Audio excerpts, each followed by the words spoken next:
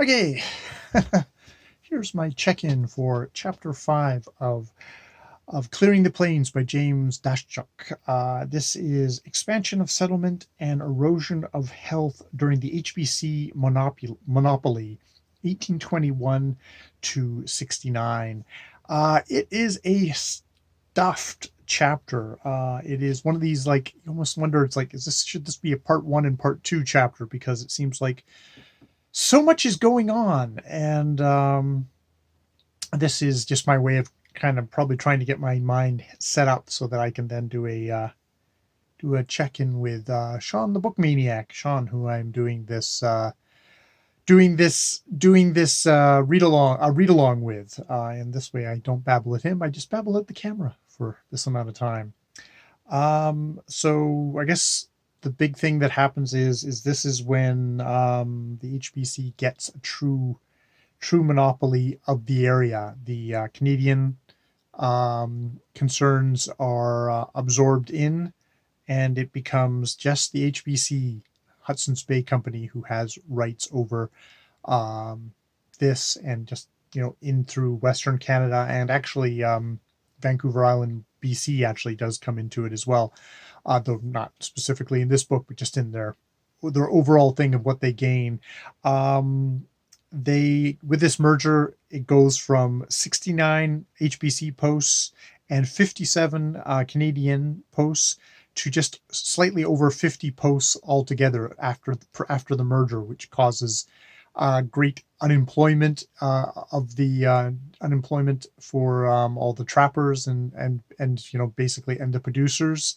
A lot of hardships. The HBC comes in with stuff which you would think is going to be like, oh, this is potentially good stuff, of we're not going to overhunt, and we're going to try and limit the sale of alcohol. Basically trying to limit the hunt because they've denuded most of this area of viable, the viable amount of actual furs to actually support the number of people they have there, and just like the horrible social disruption that the introduction and pushing of alcohol has had on the region. Unfortunately, causes great, a lot of starvation and hardship for the people who are there, because they don't have anything else to do at this point. And basically you can't hunt in the land and actually find stuff to survive. You're there depending on stuff getting brought in from the outside world, and shifting down to the Americans, who are only too happy to, Wild West down there, only happy to supply them with alcohol that way. It's notable. There's especially in the Red River area, it's notable of the growth of the country born, which is the peoples of mixed heritage. It's Native and European, becoming like the Métis. And this is like about 20% of the population, and they are the ones who seem to control kind of the hunting economy, that basically, kind of the food production economy. It's also, it seems we're getting into the times where there's more and more settlement happening. There's steam-powered vessels are being introduced along a lot of the rivers, which causes a lot more people coming into the areas, which brings more disease with it. And there's been a real population explosion happening down in the U.S. The Erie Canal gets opened, which apparently opens up the American Midwest to like tons and tons of immigrants coming through. As somebody who lives way over on the West Coast now, I have to kind of get to my brain that something far over east, even as like far over east as like the Red River, is considered still the West. It seems like that's a ways over, but it is. But with all of this stuff is coming a lot of disease, especially smallpox, which is a really virulent disease, which chews up a ton of native communities down in the South, in the America, HBC, to their credit, actually does initiate a lot of vaccination programs to try and protect the communities. I mean, and they're not doing it entirely altruistic. A part of this is they're trying to protect their producers. They're providing assistance in a lot of areas where it's still financially viable for them, so that, like, caring for the women and women and children, so that the guys can still go out and do the work that they want done. Um, but there's a Dr.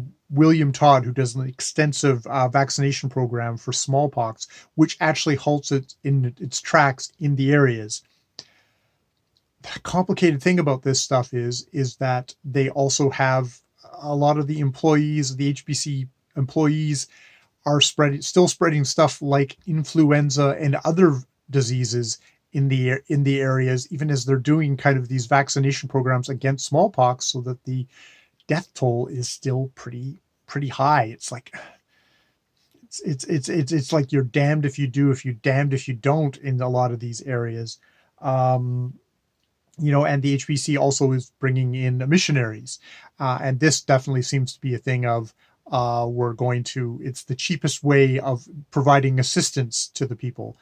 We've got, was it George Simpson, who is the kind of the London clerk who becomes the little emperor who runs the HBC in these areas, and his thing is, it's minimum investment for maximum return, and so using missionaries and bringing them in to provide assistance is a cheap way of doing things, and also crucially seen as a way of controlling the populations, of anchoring them to communities that would otherwise get abandoned. So there's the word of God, but there's also, we're going to convert you to a religion, and we're going to put religious leaders here to prevent you from leaving the area. So, interesting thing of social control and religion. Unfortunately, the missionaries, like, you have big religious gatherings, and what does it do? It spreads more. It's another time when it's easy to spread disease, which we can see in, like, the local news. There are retribution killings because of this, because they're seen as, you missionaries are other spreaders of the disease. There are critics of the HBC. Alexander Kennedy Isbister is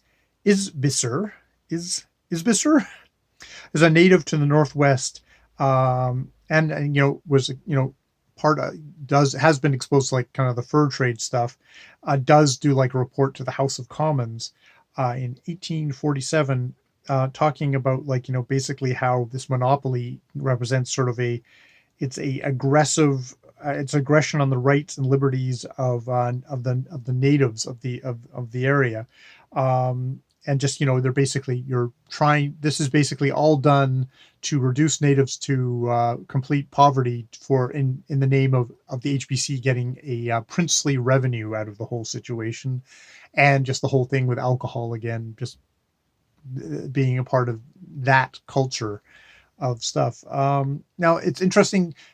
I was really when I was reading this, and I'm also reading Canadian History for Dummies, I was really reminded of the whole thing. That's what happens, I think it's later, which is the mad scramble. Is it later or around the same time? It's the mad scramble for colonies in Africa, where it's like, oh, we have to rush, all the Europeans have to rushed into Africa, the continent of Africa, to try divvy it up to get their colonies. And I kind of get the same sense with North America.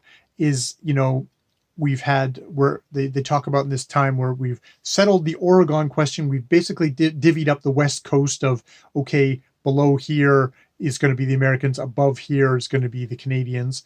Living on Vancouver Island at the very lowest part of that.